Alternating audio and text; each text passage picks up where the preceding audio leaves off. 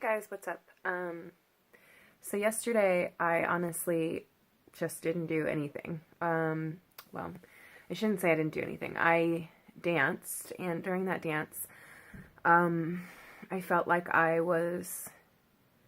one point I felt like I was calling in all this energy of what it is that I want to bring into my life and letting go of old stories and beliefs that no longer serve me. So I was doing that while I was dancing, and it felt really good. But I did intend to do a hara meditation again yesterday, and I ended up making a choice to help my boyfriend with something important instead. Was it the right choice? I don't know. But that's what happened, and then I just forgot. And then it was really late when I remembered, and I was not in the mood to do it. So I didn't. I definitely have fallen off the wagon since my kitty died, and been slowly trying to get back on it. I'm also having immense knee problems, lots of pain, and can't get in to see a doctor because my insurance said that all the doctors that I'm insured by are not taking new patients. So yeah, that's where I'm at right now. So I'm going to do a hara meditation to try to bring myself back into alignment. I'm also really tired, and I'm just feeling a little cranky, obviously. So I'm going to do a little hara meditation here and try to realign myself. I may sit, I'm not sure yet, because my knee hurts pretty bad. But I'll be back in a minute. Okay, bye guys for now. Okay, what's hilarious right now is that you guys are actually being held up by my little gleamer. I'll show you at the end what she looks like, but it's pretty awesome. She makes a little tripod. Her little paws are like literally over the camera holding it. Thank you, little gleamer. I love her. She's one of my favorite presents I got for Christmas from my boyfriend. Okay, so I'm gonna sit, like I said, and do this hara meditation because my knee hurts and I'm tired and I'm apathetic and cranky. So this is how it's gonna go. Hopefully my cats don't knock you over.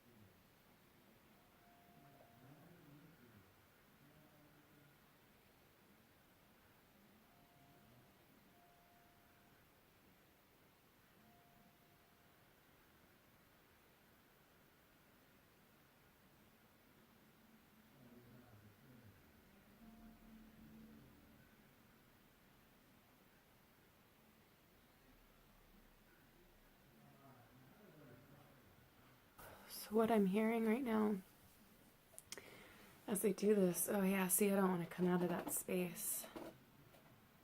I decided to go into a prayer space. That's what felt good. And I was, I guess, repenting to divinity for being disconnected from it and just being sorrowful, and heard that the only sin there is to disconnect from divine, if you want to call it a sin. I don't really like that term, but if we're going to say that, that's the only one that actually exists, and it's not about all these judgments and moralities and things that we put on things. It's about us disconnecting ourselves from the divinity within us and from the divinity around us and the divinity that we come from and are a part of, and that is us and that we are of. I don't believe there's a separation between me and God. I am God and God is me. Which leads me to the next thing that I heard, which was I went into this place of like almost victimhood. Like I wanted to give it up, let go and let God, which I totally believe that phrase. I still do. But I think it's a phrase that's been misunderstood a lot, which is I'm just going to give up and I'm going to let God take over my life, or divinity take over my life, and not have to actually activate the divinity within me. Because I am God. I am the divinity. And let that lead me. Yes, absolutely. Let go and let the divine lead me. Let the divinity of my soul lead me. But I have to be an active participant in that. I can't just send off a prayer and hope that it will be answered. I have to send off the prayer and then take the action step towards it, or listen to the sign when it comes and actively participate. I have to activate it inside of myself is what I heard, because then I activated my heart line, and that felt completely different from sending off a prayer and letting it go and just saying, oh, please help me, which is beautiful. And I think we should ask for help from divine. But when I activated my heart inside of myself, I did something for myself that was in alignment with my divinity inside of my own soul and my own being. I am an active participant in my divinity. I am an active participant in my soul's path. I am the divine vessel. I am God. I am the divine vessel. Without understanding that, I've literally given myself up to being a victim of my circumstances in life, which I don't believe in. I do believe the mind needs to let go so that the soul and the heart can lead, and that when we connect to divinity and we allow divinity to guide us, it's not our brain, not our ego, that this is when we are on the right path. But there's a difference between doing that and thinking that we aren't the holiness, the wholeness, literally, of God, of divine. We are that. We must be in connection with that inside of ourselves, or nothing will change in our lives. Our prayers will not be answered. We need to be the divine incarnate.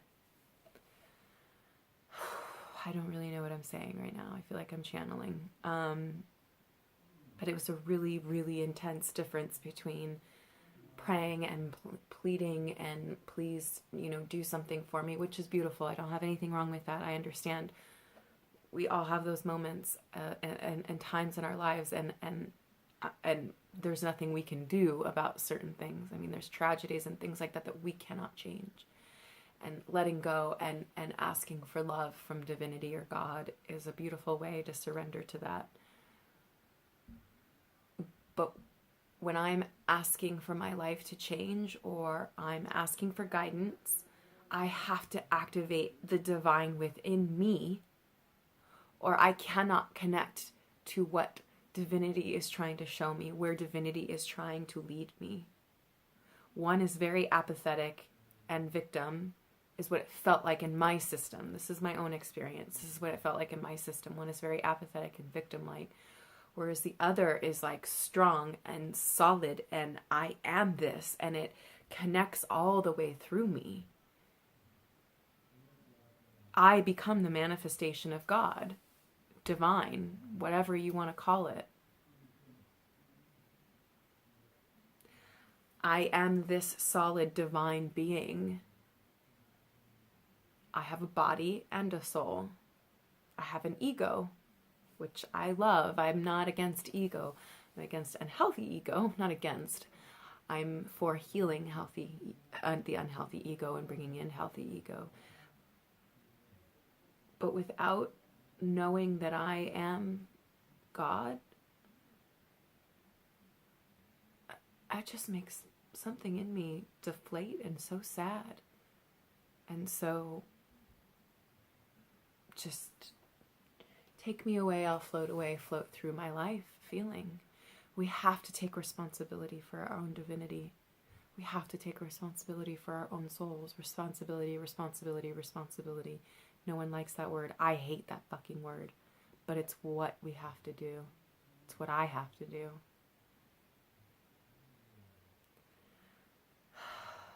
And something lights up and gets so solid in me when I say that, even though my mind so resists that word. It reminds me of who I really and truly am, because I forgot these last couple of weeks. It did not feel good to forget. Fascinating revelation right now. Okay, guys. I'm going to sit with this for a while. Blessed be. Oh, and I promised I was going to show you the little gleamer. This is what was holding the phone. So cute. Let's see. You want to see her light up? Hold on.